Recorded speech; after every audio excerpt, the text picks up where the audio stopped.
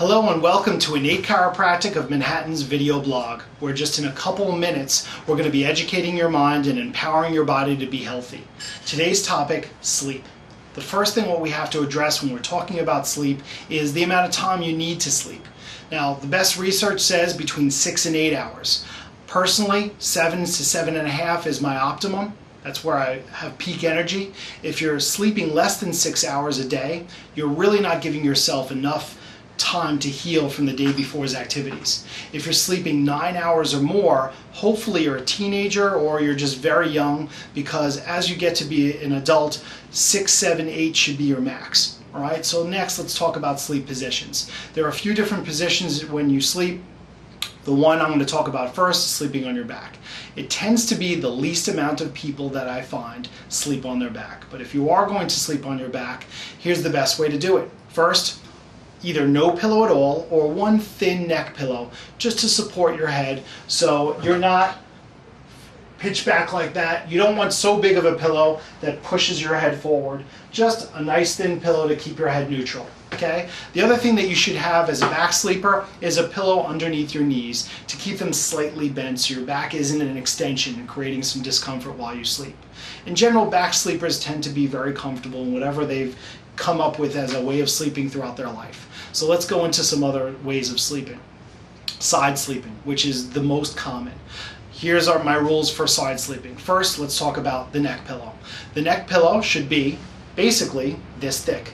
You don't want a neck pillow so thick that it's pushing your head this way, so thin that you sink into it. You want it to keep your head neutral. And also, you only need one pillow. If you're using two, they're going to slip and slide around and your neck is not going to be completely comfortable all throughout the night because one's going to slide out of place. So get one good neck pillow. That should last you 2, 3, 4 years tops. And then your neck pillow should move into being a knee pillow. Why do you need a knee pillow? Because all throughout the day, when you're sitting around or walking around, your knees really aren't touching. If you're sleeping and your knees wind up touching together, you become pretty uncomfortable. So what happens is you start crossing over, and that starts creating some twisting going on in your back. That twisting could lead into stomach sleeping, which we'll get to in a second, which is the only poor way to sleep. For now, let's get back into side sleeping. So now you got your head pillow, you got your knee pillow to keep your knees from touching. What do you need next? A hugger pillow. Yes, a hugger pillow. What do you do with your arms all night long when you're side sleeping? Well, typically they're squashed together like this, or some people go like this, this position. Some people, you just don't know where to put them when you're sleeping. And the best thing to do is to not have your mid-back squashed together and your shoulders crumpled, but using a simple hugger pillow that will allow your arms to drape just like this is going to save you a lot of tension throughout the night. It's going to allow you to sleep more restfully. If you flip over to the other side as you sleep, you just got to get into the habit of taking that pillow with you. A rolled up comforter will do, a body pillow will do, even a couch pillow will do. You can even take your old knee pillow and then move it up to becoming a hugger pillow.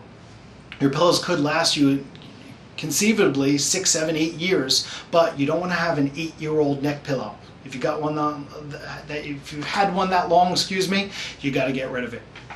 So next, let's talk about what happens to side sleepers when they do sleep like this too long. Sometimes they become stomach sleepers because your upper body is so uncomfortable, you want it to spread out and stretch out. So what do? You go on your side, on your stomach, and start sleeping like this. Now, what's wrong here is your head is twisted for sometimes hours at a time. You're compromising the small nerves that come out of your neck. You're compromising arterial flow to your head.